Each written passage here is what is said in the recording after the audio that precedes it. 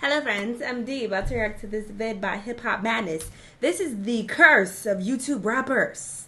I don't think they're cursed. I think a few of them have done really well. We got DDG in the thumbnail, KSI. This guy in the pink also. He has a really lucrative career from what I understand. But sure, let's see why there's a supposed curse. Let's watch. This video is brought to you by Manscaped.com. How about support though? Good. Platinum. 1 million certified units sold. Really? It's pretty hilarious, pretty interesting to see that essentially there are no barriers to entry in the rap game anymore. You can be a goofy YouTuber with no connections to hip-hop whatsoever. You can decide that you're going to take the tens of thousands of dollars that you make a month on YouTube. But I love that though. I love that because everybody has an opportunity to be a great rapper if you are actually good. The problem is there's a lot of trash out there. And then just start busting out tracks, and all of a sudden, because you have millions of followers on your channel, you can climb to the top of the charts with a hip-hop song. You can officially have a hot platinum go down in history as a platinum selling hip-hop artist. I love that. Since its inception, hip-hop has always been treated as an easy way for established stars to make a quick buck. Over the years, countless celebrities, actors, and athletes have attempted to infiltrate hip-hop. But as everyone from Shaquille O'Neal to Tom Hanks and Steve-O have learned, it takes more than a beat and catchy bars to turn your star power into success as a rapper. Now, as the entertainment world continues to shift and mutate into a place where phony attempts at crossing over used to be relatively easy to ignore, the phenomenon of YouTube rappers has taken all of this to the next level. In the early days, YouTube rap was mostly built on petty squabbles and drama that have given Keemstar, a man who essentially plays the role of DJ Academics for content creators, a fruitful career. Fueled by disses and personal insults that involved everyone from KSI, Team 10, the Sidemen, and Rice Gum, the initial wave was relatively easy to breeze past for anyone above high school age. However, the biggest insult to emerge from these YouTubers was that, as silly as it all seemed, this initial wave translated into millions of dollars in a way that many seasoned MCs could only aspire to. Drake's diss track didn't even go platinum, so it's rewarding to see, said the head of SYFT Music that distributed Rice Gum's Jake Paul response, "It's everyday sis. Diss tracks and drama are key to growth and engagement on YouTube, especially in terms of sharing and virality." As disturbing as this sounds, the sentiment was echoed by Rice Gum himself, who revealed that he was simply capitalizing on a moment and saw rapping as nothing more than an expansion of his brand.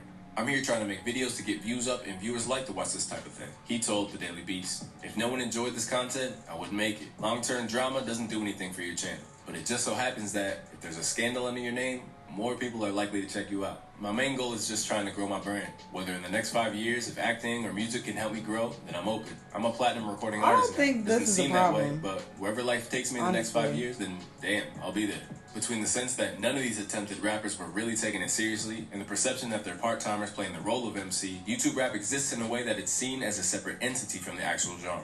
And if that's how you came up, you're going to have a hard time outrunning the negative perception of being a YouTuber turned artist. As a YouTuber, making music, there's always the stigma that, first of all, you can't make music. Secondly, if you do, it's going to be bad and it's not going to get, it's not going to do well critically anyway. Courtesy of all these factors, even YouTube artists that believe that they have something worthwhile to contribute have found themselves struggling for recognition. And now it's actively driving some of them to erase the past altogether. In a clear-cut case of a talented rapper being stunted by his vlogging past, the lingering stain of being a YouTube rapper forced DDG to abandon his channel to show he was serious about his artistry. And in doing so, made it clear that the inability to be given a fair chance by hip-hop in the media was a deciding factor.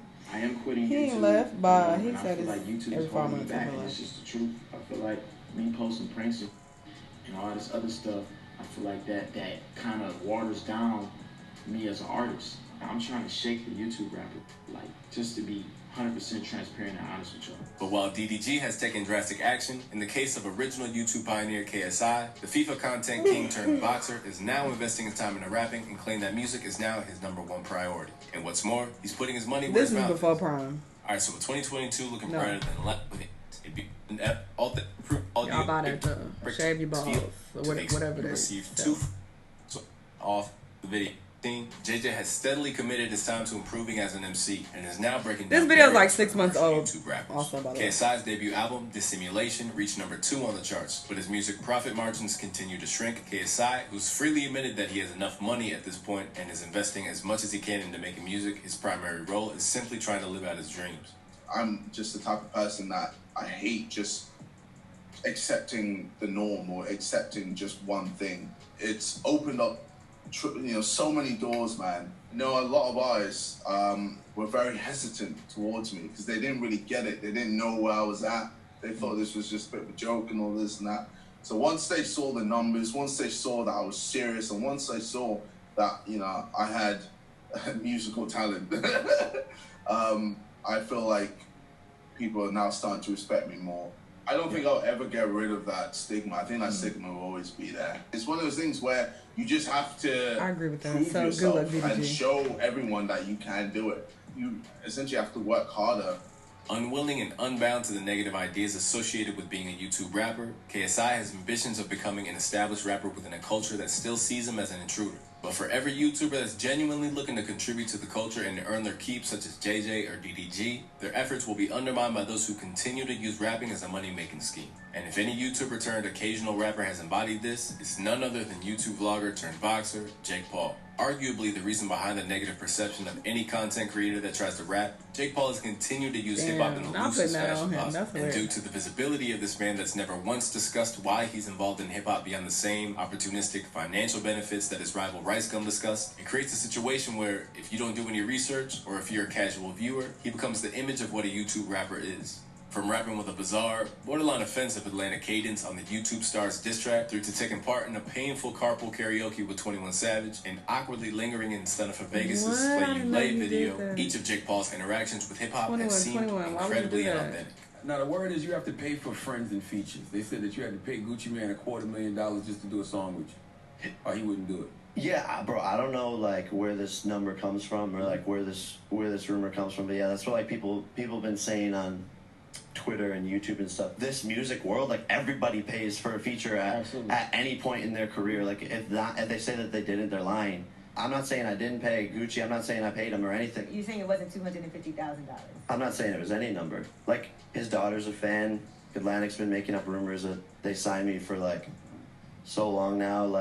Now, several years into the YouTube rap boom, many of those who started rhyming as a hobby are beginning to make it into a career. And while it still remains unclear whether those stars who've begun in vlogging, gaming, or other forms of content creation can turn the tide, it's important to remember that there was a time where no one took actor and comedian Donald Glover seriously as a rapper. Now, he can headline Coachella at the drop of a hat. So while YouTube rappers I don't know why, because his earlier shit was hard. Artist to break down the barrier. And that's exactly what DDG has done. After permanently deleting his YouTube channel and all of his videos in June 2021, the following month would see DDG make history as the first content creator to land a spot on the XXL freshman list, standing shoulder to shoulder with 42 Doug, Murray, and Shiesty. I feel like I gave so much to this YouTube stuff, and I've been doing it for 6 years. I want some type of mystery to my life. You know what I mean? You got to know me over 6 years. We got to know each other. You know my whole family at this point. You know where I'm from, you know what college I went to, how I came up, everything is documented. So you can't have no mystery, brother. You can't backtrack. But for the new people that discover me, I only want them to know music.